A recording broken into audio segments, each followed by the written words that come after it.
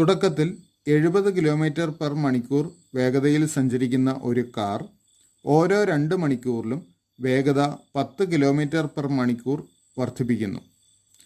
എങ്കിൽ car 345 kilometre സഞ്ചരിക്കാൻ എടുക്കുന്ന സമയം എത്ര? ഇവിടെ കാറിൻ്റെ വേഗത ഓരോ 2 മണിക്കൂറിലും 10 km/മണിക്കൂർ എന്ന തോതിൽ വർദ്ധിക്കുന്നുണ്ട്. അങ്ങനെ സഞ്ചാര വേഗത സ്ഥിരമല്ലാത്തതുകൊണ്ട് അല്ലെങ്കിൽ സഞ്ചാര വേഗതയ്ക്ക് വ്യത്യാസം വരുന്നതുകൊണ്ട് ആകെ ദൂരത്തിനെ സഞ്ചാര വേഗത കൊണ്ട് ഹരിച്ച് സഞ്ചരിക്കാൻ എടുക്കുന്ന സമയം കണ്ടുപിടിക്കാൻ സാധ്യമല്ല. ഇവിടെ തുടക്കത്തിലെ വേഗത 70 km/മണിക്കൂറാണ്. അപ്പോൾ ആദ്യത്തെ 2 മണിക്കൂർ കാർ സഞ്ചരിക്കുക 70 കിലോമീറ്റർ വേഗത്തിലാണ്. അപ്പോൾ 1 മണിക്കൂർ കഴിയുമ്പോൾ കാർ 70 കിലോമീറ്റർ സഞ്ചരിച്ചിട്ടുണ്ടാവും. 2-ാം മണിക്കൂറിലും ഇതേ വേഗത തന്നെയാണ്. അതുകൊണ്ട് 2 മണിക്കൂർ കഴിയുമ്പോൾ 70 + 70 140 കിലോമീറ്റർ സഞ്ചരിക്കും. 2 മണിക്കൂർ കഴിയുമ്പോൾ വേഗത 10 കിലോമീറ്റർ കൂടും. അതായത് 80 km/മണിക്കൂർ വേഗത്തിലാണ് ഇനി കാർ സഞ്ചരിക്കുക. അപ്പോൾ 3 മണിക്കൂർ കഴിയുമ്പോൾ 3-ാം മണിക്കൂറിൽ 80 കിലോമീറ്ററാണ് സഞ്ചരിക്കുക.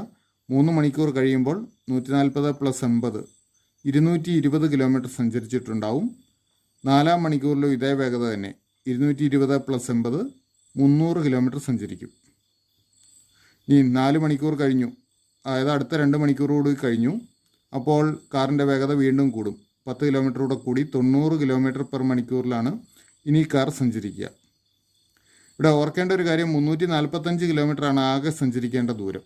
അതായത് ഇനി 45 കിലോമീറ്റർ കൂടി സഞ്ചരിച്ചാൽ മതി. ഈ 90ൻ്റെ പകുതിയാണ് 45.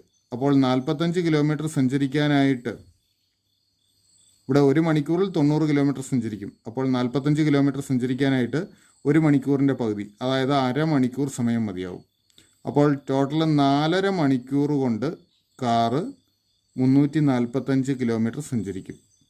അപ്പോൾ കാറിന് സഞ്ചരിക്കാൻ വേണ്ട സമയം 4 മണിക്കൂർ 30 മിനിറ്റാണ്, അല്ലെങ്കിൽ 4.5 മണിക്കൂർ. ശരിയുത്തരം ഓപ്ഷൻ ബി, 4.5 മണിക്കൂർ.